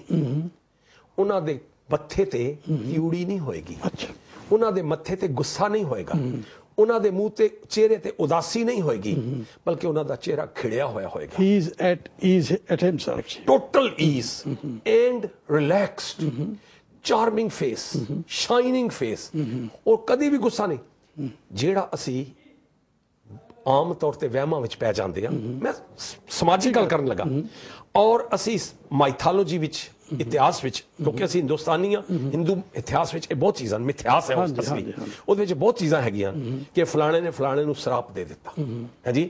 ਹੁਣ ਵੀ ਕਈ ਵਾਰੀ ਅਸੀਂ ਘਰਾਂ ਵਿੱਚ ਡਰ ਜਾਂਦੇ ਹਾਂ ਕਿ ਉਹ ਕਿਤੇ ਸਰਾਪ ਨਾ ਦੇ ਜਾਏ, ਉਹ ਟੂਣਾ ਨਾ ਕਰ ਜਾਏ, ਉਹ ਬਿੱਲੀ ਨਾ ਨਿਕਲ ਜਾਏ। ਇਹ ਜਿਹੜੀਆਂ ਗੱਲਾਂ ਭਗਤ ਨਹੀਂ ਕਰਦਾ, ਕਿਉਂਕਿ ਉਸਨੂੰ ਪਤਾ ਹੈ। ਤੁਹਾਨੂੰ ਦੱਸ ਦਈਏ, ਜਿਹੜਾ ਭਗਤ ਹੈ, ਜਿਸ ਦੇ ਅੰਦਰ ਰਿਅਲਾਈਜੇਸ਼ਨ ਕੀਤੀ ਹੈ, ਜਿਸ ਦੇ ਅੰਦਰ ਇਹ ਰਿਅਲਾਈਜੇਸ਼ਨ ਹੋ ਗਈ ਹੈ ਕਿ ਅਕਾਲ ਪੁਰਖ ਉਸ ਦੇ ਅੰਦਰ ਹੈ, ਉਹ ਸਰਾਪ ਤੇ ਦੇ ਹੀ ਨਹੀਂ ਸਕਦਾ। ਸਰਾਪ ਤੇ ਉਸ ਕੋਲੋਂ ਪਹਿਲੇ ਹੀ ਨਸ ਗਏ, ਦੂਰ ਚਲੇ ਗਏ। ਸਰਾਪ ਦੀ ਉਸ ਕੋਲ ਸ਼ਕਤੀ ਨਹੀਂ ਹੈ, ਕਿਉਂਕਿ ਉਹਦੇ ਕੋਲ ਤੇ ਇੱਕ ਚੀਜ਼ ਆ ਗਈ ਹੈ, ਮਿੱਠ ਬੋਲਣਾ ਜੀ। ਕੌੜਾ ਬੋਲਣਾ ਜਾਣੇ, ਉਹ ਤੇ ਉਸਨੂੰ ਤੇ ਕੌੜਾ ਬੋਲਣਾ ਹੀ ਨਹੀਂ ਆਉਂਦਾ, ਉਹ ਸਰਾਪ ਕਿੰਨ ਦੇਗਾ? ਇਹ ਜਿਤਨੀ ਹਿੰਦੁਸਤਾਨ ਦੇ ਵਿੱਚ ਸਾਡੇ ਪੁਰਾਣੇ ਧਰਮਾਂ ਵਿੱਚ ਇਹ ਜਿਹੜੀ ਮਿੱਥ ਆਈ ਹੋਈ ਹੈ ਕਿ ਉਸਨੇ ਉਹਨੂੰ ਸਰਾਪ ਦੇ ਦਿੱਤਾ ਤੇ ਕ੍ਰਿਸ਼ਨ ਮਹਾਰਾਜ ਨਾਲ ਇੰਜ ਹੋ ਗਿਆ, ਉਹਨੇ ਸਰਾਪ ਦੇ ਦਿੱਤਾ। ਮੈਂ ਵੀ ਬਚਪਨ ਵਿੱਚ ਉਹ ਸਾਰੀਆਂ ਰਾਮ ਲੀਲਾ ਦੇਖੀਆਂ ਹਾਂਜੀ, ਲੀਲਾ ਤੇ ਨਾਟਕ ਦੇਖੇ ਨੇ ਸਾਰੇ। ਤੇ ਜਦੋਂ ਗੁਰਬਾਣੀ ਪੜ੍ਹੀ ਹੈ ਨਾ, ਤੇ ਤੁਹਾਨੂੰ ਪਤਾ ਲੱਗਦਾ ਮਹਾਰਾਜ ਕਹਿੰਦੇ ਸਦਾ ਆਨੰਦ ਰਹੇ ਦਿਨ ਰਾਤੀ। ਪਰ ਇੱਕ ਉਹਦੇ ਚ ਹੋਰ ਇੱਕ ਉਹਦੀ ਸਭ ਤੋਂ ਵੱਡੀ ਵਡਿਆਈ ਕੀ ਹੈ? ਗੁਣਵੰਤਿਆਂ ਪਾਕਛਾਰ। ਲਫ਼ਜ਼ ਸਮਝੋ, ਠੀਕ ਹੈ। ਗੁਣਵੰਤਿਆਂ ਯਾਨੀ ਦ ਮੈਨ who is with a knowledge, ਗੁਣ, ਜਿਸ ਕੋਲ ਗੁਣ ਹੈ। ਕਿਉਂਕਿ ਗੁਰਬਾਣੀ ਕਹਿੰਦੀ ਹੈ ਗੁਣਾ ਕਾ ਕੀਜੈ ਵਾਸਲਾ, ਸਾਂਝ ਕਰੀਜੈ ਗੁਣਾ ਕੇਰੀ। ਔਗਣਾ ਦੀ ਨਹੀਂ, ਠੀਕ ਹੈ। ਸਾਡੀ ਇਹ ਜਿਹੜੀ ਜ਼ਹਿਰ ਹੈ, ਉਹ ਅਸੀਂ ਔਗਣਾ ਦੀ ਸਾਂਝ ਕਰਨੇ ਆ, ਕ੍ਰਿਟਿਸਿਜ਼ਮ ਦੀ ਸਾਂਝ ਕਰਨੇ ਆ। ਪਰ ਕਹਿੰਦੇ ਸਾਂਝ ਕਰੀਜੈ ਗੁਣਾ ਕੇਰੀ, ਗੁਣਾ ਕਾ ਕੀਜੈ ਵਾਸਲਾ, ਯਾਨੀ ਗੁਣਾ ਨੂੰ ਇਕੱਠਾ ਕਰੋ। ਤੇ ਮਹਾਰਾਜ ਕਹਿੰਦੇ ਉਹ ਜਿਹੜਾ ਬੰਦਾ ਭਗਤ ਜਿਹੜਾ ਉਹ ਗੁਣਵੰਤਿਆਂ ਪਾਕਛਾਰ, ਉਹ ਜਿਸ ਕੋਲ ਗਿਆਨ ਹੁੰਦਾ ਨਾ, ਉਸ ਦੇ ਪੈਰਾਂ ਦੀ ਧੂੜ ਬਣ ਜਾਂਦਾ ਹੈ। ਠੀਕ ਹੈ। ਉਸ ਦੇ ਜਿਸ ਦੇ ਅੰਦਰ ਇਹ ਵਸ ਜਾਂਦਾ ਨਾ, ਉਹ ਗਿਆਨ ਵਾਲਿਆਂ ਦੇ, ਜਿਨ੍ਹਾਂ ਕੋਲ ਗਿਆਨ ਹੈ, ਜਿਹੜੇ ਇਸ ਮਾਰਗ ਦੇ ਪਾਂਧੀ ਹਨ, ਉਹਨਾਂ ਦੇ ਤੇ ਉਹ ਪੈਰਾਂ ਦੀ ਚਰਨਾਂ ਦੀ ਧੂੜ ਬਣ ਜਾਂਦਾ ਹੈ। ਇਹ ਉਸ ਦੀ ਨਿਸ਼ਾਨੀ ਹੈ। ਕ੍ਰੋਧ ਨਹੀਂ ਆਂਦਾ ਉਹਦੇ ਅੰਦਰ, ਕੋਈ ਵੀ ਪੰਜਾਂ ਐਬਾਂ ਵਿੱਚੋਂ ਕੋਈ ਐਬ ਨਹੀਂ ਰਹਿੰਦਾ। ਉਹਦੇ ਸਾਰੇ ਗਿਆਨ ਇੰਦਰੇ ਉਹਦੇ ਕੰਟਰੋਲ ਵਿੱਚ ਰਹਿੰਦੇ ਹਨ, ਔਰ ਉਹ ਉਹਨਾਂ ਨੂੰ ਸਹੀ ਇਸਤੇਮਾਲ ਜਾਣਦਾ ਹੈ। ਔਰ ਉਹਨੂੰ ਇਨਸਾਨ ਨੂੰ ਕੰਟੈਂਟਮੈਂਟ ਵੀ ਹੋ ਜਾਂਦੀ ਹੈਗੀ ਹੈ ਜੀ। ਨੈਚੁਰਲੀ ਹੈ, it's but natural. Once you have gone on that marg, that way, you know everything is done by God. ਠੀਕ। ਅਸੀਂ ਉਸ ਵਕਤ ਤੇ ਤੁਹਾਡੀ ਇੰਜ ਪੋਜੀਸ਼ਨ ਹੁੰਦੀ ਹੈ ਕਿ ਦੁੱਖ ਆ ਜਾਏ, ਸੁੱਖ ਆ ਜਾਏ, ਇਹ ਉਸ ਦੀ ਦੇਣ ਹੈ, ਇਹ ਉਸ ਦੀ ਕਿਰਪਾ ਹੈ। ਉਹ ਤੇ ਦੁੱਖ ਵਿੱਚ ਵੀ ਸੁੱਖ ਮਨਾਉਂਦਾ ਹੈ। ਤਾਂ ਹੀ ਤੇ ਸਿੱਖੀ ਵਿੱਚ ਮੌਤ ਤੋਂ ਬਾਅਦ ਵੀ ਅਸੀਂ ਆਨੰਦ ਸਾਹਿਬ ਪੜ੍ਹਦੇ ਹਾਂ। ਗੁਰੂ ਅਰਜਨ ਦੇਵ ਜੀ ਨੇ ਆਪਣੀ ਕੁਰਬਾਨੀ ਕੀਤੀ ਹੈ, ਲੇਕਿਨ ਬਿਲਕੁਲ ਮਹਿਸੂਸ ਨਹੀਂ ਹੋਣ ਦਿੱਤਾ। ਬਿਲਕੁਲ, ਹਾਂ, ਜਿਹੜੀ ਗੱਲ ਕਹਿ ਰਹੇ ਹੋ, ਤਤੀ ਤਵੀ ਤੇ ਬੈਠੇ ਹੋਏ। ਮੀਆਂ ਮੀਰ ਕਹਿ ਰਿਹਾ ਹੈ। ਹੁਣ ਮੀਆਂ ਮੀਰ ਨੂੰ ਸੋਚੋ, ਕਿਤਨਾ ਵੱਡਾ ਉਹ ਵਲੀ ਹੈ। ਮੀਆਂ ਮੀਰ ਆਮ ਆਦਮੀ ਨਹੀਂ ਗਾ, ਵਲੀ ਹੈ। ਮੁਸਲਮਾਨ ਕੌਮ ਉਸਨੂੰ ਮੰਨਦੀ ਹੈ, ਮਹਾਰਾਜ ਦਾ ਦੋਸਤ ਹੈ, ਮਹਾਰਾਜ ਦਾ ਨਿਕਟਵਰਤੀ ਹੈ। ਉਸਨੇ ਜਦੋਂ ਮਹਾਰਾਜ ਨੂੰ ਦੇਖਿਆ ਤਤੀ ਤਵੀ ਤੇ ਬੈਠੇ ਹੋਏ, ਤੇ ਉਹਦੇ ਅੰਦਰ ਕ੍ਰੋਧ ਆਏ। ਕਹਿੰਦਾ ਮਹਾਰਾਜ ਨੂੰ, ਮਹਾਰਾਜ ਜੀ ਤੁਸੀਂ ਮੈਨੂੰ ਆਗਿਆ ਦਿਓ ਤੇ ਮੈਂ ਦਿੱਲੀ ਤੇ ਲਾਹੌਰ ਦੀ ਇੱਟ ਨਾਲ ਇੱਟ ਮਿਲਾ ਦਿਆਂ। ਹਾਂਜੀ। ਮਹਾਰਾਜ ਕਹਿੰਦੇ ਭਲੇ ਲੋਕ, ਮੀਆਂ ਜੀ ਇਹ ਤੁਹਾਨੂੰ ਸ਼ੋਭਾ ਹੀ ਨਹੀਂ ਦਿੰਦਾ ਇਹ ਕਹਿਣਾ। ਤੁਸੀਂ ਇਹ ਤਾਕਤ ਕਿਸ ਕੋਲੋਂ ਲਓਗੇ? ਹਾਂਜੀ। ਤੇ ਫਿਰ ਮੀਆਂ ਮੀਰ ਨੂੰ ਖਿਆਲ ਆਇਆ, ਉਹਦੀ ਅੱਖ ਖੁੱਲ ਗਈ ਨਾ, ਜਦੋਂ ਗੁਰੂ ਅਰਜਨ ਦੇਵ ਜੀ ਮਹਾਰਾਜ ਨੇ ਅੱਖਾਂ ਨਾਲ ਅੱਖ ਮਿਲਾਈ ਤੇ ਉਹਦੀ ਅੱਖ ਖੁੱਲ ਗਈ ਕਿ ਇਹ ਤਾਕਤ ਮੇਰੇ ਵਿੱਚ ਤਾਂ ਇਹਨਾਂ ਨਾਲੋਂ ਬਹੁਤ ਘੱਟ ਹੈ। ਹਾਂਜੀ। ਇਹ ਤੇ ਸ਼ਾਂਤ ਨਾਲ ਤਤੀ ਤਵੀ ਤੇ ਬੈਠੇ ਹੋਏ ਤੇ ਮੈਂ ਕਹਿ ਰਿਹਾ। ਬਸ ਇਹ ਚੀਜ਼ ਹੈ ਭਗਤ ਦੀ। ਫਿਰ ਖੈਰ ਗੁਰੂਆਂ ਦੀ ਪੋਜੀਸ਼ਨ ਨੂੰ ਬਿਆਨ ਕਰਨਾ ਮੇਰੇ ਵਰਗੇ ਇੱਕ ਆਮ ਤੁਛ ਬੰਦੇ ਵਾਸਤੇ ਤੇ ਇਟਸ ਇੰਪੋਸੀਬਲ ਹੈ, ਕਹਿ ਹੀ ਨਹੀਂ ਸਕਦੇ ਅਸੀਂ। ਉਹਨਾਂ ਦੀ ਆਤਮਕ ਅਵਸਥਾ ਬਹੁਤ ਉੱਚੀ ਹੈ, ਬਹੁਤ ਉੱਚੀ ਹੈ। ਜਿਤਨੀ ਵਾਰੀ ਮਰਜੀ ਮੈਂ ਬਹੁਤ ਬਹੁਤ ਕਵਾਂ ਨਾ, ਉਸ ਤੋਂ ਵੀ ਉੱਚੀ ਹੈ। ਲੇਕਿਨ ਅਸੀਂ ਇੱਕ ਸੰਸਾਰੀ ਆਦਮੀ ਦੀ ਗੱਲ ਕਰਦੇ ਹਾਂ ਕਿ ਈਵਨ ਸੰਸਾਰੀ ਆਦਮੀ ਵੀ ਜੇ ਕਦੀ ਉਹ ਧਿਆਨ ਨਾਲ ਇੱਕ ਇੱਕ ਲਫ਼ਜ਼ ਸਮਝ ਕੇ ਅੰਦਰ ਦ੍ਰਿੜ ਕਰਕੇ ਹਾਂਜੀ ਇਸ ਗੁਰਬਾਣੀ ਨੂੰ, ਤੇ ਗੁਰਬਾਣੀ ਕੀ ਕਹਿੰਦੀ ਹੈ? ਦਇਆ, ਦਇਆ, ਦਇਆ। ਇਹ ਦਇਆ ਦਾ ਧਰਮ ਸਿੱਖੀ ਦਾ, ਦਇਆ ਦਾ ਧਰਮ ਮੋਹਕਮ ਕਰਕੇ ਹਿੰਮਤ ਨਾਲ ਵਰਤੋ। ਫਿਰ ਉੱਥੇ ਮੈਂ ਆ ਗਿਆ। ਤੁਸੀਂ ਹੱਸੋਗੇ, ਮੈਨੂੰ ਪਤਾ ਹੈ, ਲੋਕੀ ਵੀ ਮੇਰੇ ਤੇ ਕਈ ਹੱਸਣਗੇ, ਲੇਕਿਨ ਮੈਂ ਤੁਹਾਨੂੰ ਯਾਦ ਕਰਵਾਉਣਾ ਚਾਹੁੰਦਾ ਪਿਆਰਿਓ ਕਿ ਸਾਡੇ 5 ਪਿਆਰਿਆਂ ਦੇ ਨਾਵਾਂ ਵਿੱਚ ਬੜਾ ਇੱਕ ਮੀਨਿੰਗ ਹੈ, deep deep meaning, deep philosophy ਸੀਗੀ ਉਹਨਾਂ ਨੂੰ ਖੜੇ ਕਰਨਾ। ਉਸ ਫਿਲਾਸਫੀ ਨੂੰ ਤੁਸੀਂ ਨਾਵਾਂ ਵਿੱਚ ਹੀ। ਔਰ ਇੱਕ ਹੋਰ ਮੈਂ ਗੱਲ ਕਹਾਂ, ਛੋਟੇ ਛੋਟੇ ਬੱਚਿਆਂ ਨੂੰ ਪਿਆਰਿਓ ਇਹ 5 ਨਾਂ ਤੇ ਯਾਦ ਕਰਵਾ ਦਿਓ ਕਿਸੇ ਵੇਲੇ ਵੀ, ਬੜਾ ਆਸਾਨ ਜੇ ਯਾਦ ਕਰਾਉਣਾ, ਖੇਡਦੇ ਖੇਡਦੇ ਹੀ 5 ਨਾਂ ਯਾਦ ਕਰਵਾ ਦਿਓ। ਇਹ ਵੀ ਇੱਕ ਪੁੰਨ ਹੋਏਗਾ। ਉਹਨਾਂ ਨੂੰ 4 ਸਾਹਿਬਜ਼ਾਦਿਆਂ ਦੇ ਨਾਂ ਯਾਦ ਕਰਵਾ ਦਿਓ, ਓਕੇ, 5 ਪਿਆਰਿਆਂ ਦੇ ਨਾਂ ਯਾਦ ਕਰਵਾ ਦਿਓ। ਸੋ ਇਸ ਕਰਕੇ ਇਤਨਾ ਹਿੰਮਤ ਕਰਿਆ ਕਰੋ ਹਾਂਜੀ। ਸੋ ਜਿਹੜਾ ਮਨੁੱਖ ਇਸ ਮਾਰਗ ਤੇ ਤੁਰ ਪੈਂਦਾ ਨਾ, ਉਸ ਦੀ ਆਤਮਕ ਅਵਸਥਾ ਬਿਆਨ ਤੋਂ ਬਾਹਰ ਹੋ ਜਾਂਦੀ ਹੈ। ਤੁਸੀਂ ਆਪਾਂ ਦੇਖੋ ਗੁਰਦੁਆਰੇ ਸਾਹਿਬ ਜਾਂਦੇ ਹੈਗੇ ਆ, ਬੜੇ ਖੰਡ ਪਾਠ ਵੀ ਸੁਣਦੇ ਹੈਗੇ ਆ, ਪਾਠ ਦੁਨੀਆ ਕਰਾਉਂਦੀ ਹੈਗੀ ਹੈ, ਤੇ ਤੁਹਾਡੇ ਖਿਆਲ ਦੇ ਵਿੱਚ ਜਿਹੜਾ ਪਾਠ ਸੁਣਦੇ ਹੈਗੇ ਨੇ, ਇਹ ਚੰਗੀ ਤਰ੍ਹਾਂ ਉਹਨਾਂ ਨੂੰ ਸਮਝਣਾ ਚਾਹੀਦਾ ਹੈਗਾ ਕਿ ਸੁਣਨਾ ਹੀ ਬਥੇਰਾ ਹੁੰਦਾ ਹੈਗਾ ਜੀ? ਦੇਖੋ ਜੀ, ਸੁਣਨਾ ਵੀ, ਸੁਣਨ ਨਾਲ, ਕਰਨ ਨਾਲ ਮਹਾਰਾਜ ਕਹਿੰਦੇ ਨੇ ਸੁੱਖ ਮਿਲਦਾ ਹੈ। ਕਿਉਂ? ਜਦੋਂ ਅਸੀਂ ਸੁਣਦੇ ਹਾਂ ਪਾਠ ਤੇ ਸਾਡਾ ਜੇ ਕਦੀ ਧਿਆਨ, ਗਿਆਨ, ਇੰਦਰੇ ਉਹਦੇ ਵਿੱਚ ਲੱਗ ਜਾਵਣ ਨਾ, ਤੇ ਸਰੀਰ ਰਿਲੈਕਸ ਕਰ ਜਾਂਦਾ। ਠੀਕ ਹੈ। ਔਰ ਤੁਸੀਂ ਆਮ ਤੌਰ ਤੇ ਉਹ ਦੇਖਿਆ, ਮੈਂ ਇੱਕ ਛੋਟੀ ਜਿਹੀ ਸਾਖੀ ਇੱਕ ਟਾਈਮ ਹੋਇਆ ਮੈਂ ਸੁਣਾਵਾਂ ਸਰ, 2 ਮਿੰਟ। ਹਾਂ, 2 ਮਿੰਟ 'ਚ ਮੈਂ ਤੁਹਾਨੂੰ ਗੱਲ ਸੁਣਾਣਾ ਇੱਕ, ਕਿ ਇੱਕ ਦਿਨ ਇੱਕ ਪੰਡਤ ਜੀ ਬੜੀ ਸੋਹਣੀ ਕਥਾ ਕਰਦੇ ਹੁੰਦੇ ਸਨ, ਤੇ ਉਹਨਾਂ ਦੇ ਘਰ ਕੋਈ ਚਲਾ ਗਿਆ, ਇੱਕ ਹੋਰ ਸੰਤ, ਤੇ ਸੰਤ ਤੇ ਪੰਡਤ ਜੀ ਇਕੱਠੇ ਸੁੱਤੇ ਹੋਏ ਸਨ। ਫਿਰ ਰਾਤ ਨੂੰ ਥੋੜੀ ਜਿਹੀ ਦੇਰ, ਜੇ 9-10 ਵਜੇ ਸਨ, ਤੇ ਉਹ ਪੰਡਤ ਜੀ ਦੀ ਜਨਾਨੀ ਆਈ ਤੇ ਉਹਨਾਂ ਨੂੰ ਕੰਨ ਵਿੱਚ ਕਹਿੰਦੀ ਹੈ ਵੀ ਥੋੜਾ ਜਿਹਾ ਜਾ ਕੇ ਤੇ ਆਪਣੇ ਪੁੱਤਰ ਨੂੰ ਕੁਝ ਕਹੋ ਤੇ ਤਾਂ ਕਿ ਉਹ ਸੌਂ ਜਾਏ। ਤੇ ਪੰਡਤ ਜੀ ਨੇ ਉੱਚੀ ਸਾਰੀ ਕਹਿ ਦਿੱਤਾ, ਫਿਰ ਭਲੀਏ ਲੋਕੇ ਤੂੰ ਕਹਿ ਦੇ, ਫਿਰ ਮੈਂ ਕਿਉਂ ਕਵਾਂ, ਮੈਂ ਜੋ ਕਹਿਣ ਜਾਵਾਂਗਾ ਤੇ ਤੂੰ ਕਹਿ ਦੇ ਤੇ ਉਹ ਸੌਂ ਜਾਏਗਾ। ਕਹਿੰਦੀ ਨਹੀਂ ਨਹੀਂ ਨਹੀਂ, ਮੇਰੇ ਕਹਿਣ ਤੇ ਨਹੀਂ ਸੌਂਏਗਾ, ਪਰ ਮੈਂ ਦੇਖਦੀ ਹਾਂ ਤੁਸੀਂ ਕਥਾ ਕਰਦੇ ਹੁੰਦੇ ਸਾਰੀ ਦੁਨੀਆ ਸੁੱਤੀ ਹੁੰਦੀ ਹੈ। ਮੇਰੀ ਗੱਲ ਸਮਝੋ, ਤੁਸੀਂ ਨਾ ਸਮਝ ਜਾਣਾ ਕਿਧਰੇ ਸਾਰੇ ਮੇਰੀ ਗੱਲ ਸੁਣ ਕੇ।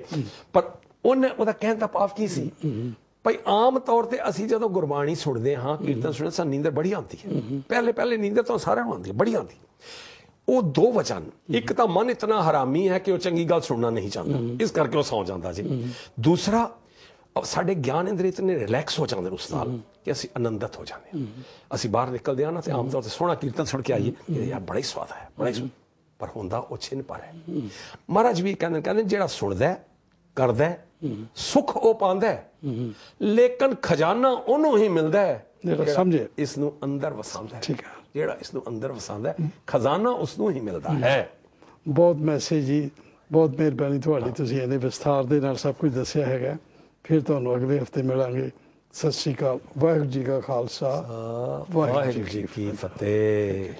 ਨਹੀਂ ਕੀਤਾ ਕਿ ਨਹੀਂ ਤੇ ਇੱਕ ਲਾਈਨ, ਉੱਤਮ ਇਹੋ ਵਿਚਾਰ ਹੈ ਜਿਨ ਸੱਚੇ ਸਿਉ ਚਿਤ ਲਾਇਆ। ਧਿਆਨ ਦਿਓ, ਉੱਤਮ ਸਭ ਤੋਂ ਉੱਚਮ, ਸਭ ਤੋਂ ਆਤਮਕ ਅਵਸਥਾ ਵਿੱਚ ਵੀ ਇਹੋ ਵਿਚਾਰ ਹੈ ਜਿਨ ਸੱਚੇ ਸਿਉ ਚਿਤ ਲਾਇਆ।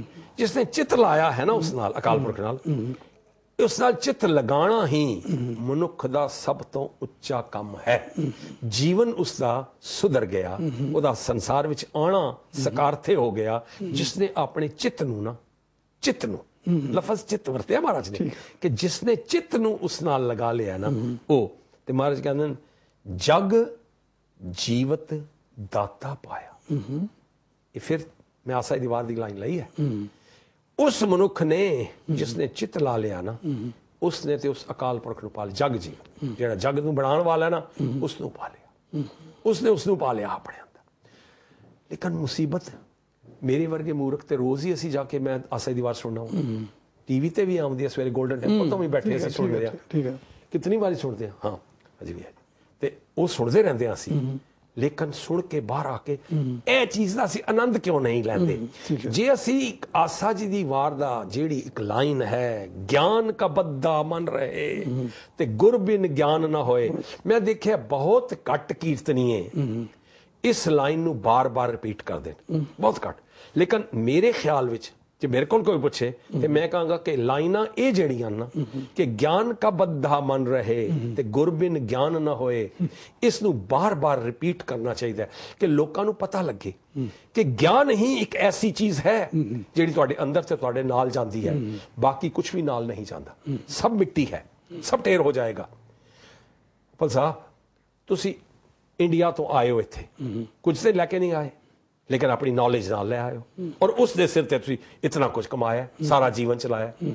ਉਹ ਤੁਹਾਡੀ ਕੋਈ ਚੁਰਾ ਨਹੀਂ ਸਕਿਆ, ਠੀਕ ਹੈ, ਕੋਈ ਨੁਕਸਾਨ ਨਹੀਂ ਕਰ ਸਕਿਆ, ਭਾਵੇਂ ਉਜੜ ਪੁਜੜ ਜਾਓ ਕਿੰਨੀ ਵਾਰੀ, ਗਿਆਨ ਤੁਹਾਡੇ ਨਾਲ ਜਾਂਦਾ। ਮਹਾਰਾਜ ਇਹੀ ਗੱਲ ਕਹਿ ਰਹੇ ਕਿ ਗੁਰੂ ਦਾ ਜਿਹੜਾ ਸਪਿਰਿਚੁਅਲ ਗਿਆਨ ਹੈ ਇਹ ਤੁਹਾਡੇ ਨਾਲ ਹੀ ਜਾਂਦਾ ਹੈ, ਹਰ ਵਕਤ ਤੁਹਾਡੇ ਨਾਲ ਰਹਿੰਦਾ ਹੈ, ਪ੍ਰੋਵਾਈਡਡ ਉਸ ਗਿਆਨ ਨੂੰ ਤੁਸੀਂ ਚੇਤੇ ਵਿੱਚ ਰੱਖੋ। ਦੇਖੋ ਨਾ, ਤੁਸੀਂ ਪੜ੍ਹਦੇ ਹੋ, ਇੱਕ ਬੰਦਾ ਡਾਕਟਰੀ ਕਰਦਾ ਹੈ, ਉਹ ਉਸ ਗਿਆਨ ਨੂੰ ਰੱਖ ਕੇ ਆਪਰੇਸ਼ਨ ਕਰੀ ਜਾਂਦਾ, ਦਵਾਈਆਂ ਦੇਈ ਜਾਂਦਾ, ਉਸ ਵਕਤ ਕਿਤਾਬਾਂ ਕੋਈ ਨਹੀਂ ਰੈਫਰ ਕਰਦਾ, ਉਹਨੂੰ ਹਰ ਵਕਤ ਉਸ ਗਿਆਨ ਤੇ ਹੀ ਚੱਲਦਾ। ਬਸ ਗੁਰਬਾਣੀ ਇੰਜੀ ਹੈ, ਆਤਮਿਕ ਜੀਵਨ ਵਾਸਤੇ, ਨੇਕੀ ਕਰਨ ਵਾਸਤੇ ਗੁਰਬਾਣੀ ਅੰਦਰ ਵਸ ਰਹੀ ਹੈ, ਉਹ ਹਰ ਵਕਤ ਜੀਵਨ ਵਿੱਚ ਉਂਝ ਹੀ ਚਲਦੀ ਜਾਏਗੀ, ਚਲਦੀ ਜਾਏਗੀ, ਚਲਦੀ ਜਾਏਗੀ। ਕਦੀ ਤੁਹਾਨੂੰ ਸੋਚਣਾ ਹੀ ਨਹੀਂ ਪਏਗਾ ਜਿਸ ਦੇ ਅੰਦਰ ਗੁਰਬਾਣੀ ਵਸਾ ਰਹੀ ਹੈ। ਗੁਰਬਾਣੀ ਜਿਸ ਦੇ ਅੰਦਰ ਵਸਾ ਲਈ ਹੈ ਨਾ, ਉਸ ਨੂੰ ਕਦੀ ਸੋਚਣਾ ਹੀ ਨਹੀਂ ਪਏਗਾ, ਉਹ ਆਟੋਮੈਟਿਕ ਹੀ, ਉਹ ਕਦੀ ਵੀ ਕੌੜਾ ਨਹੀਂ ਬੋਲੇਗਾ।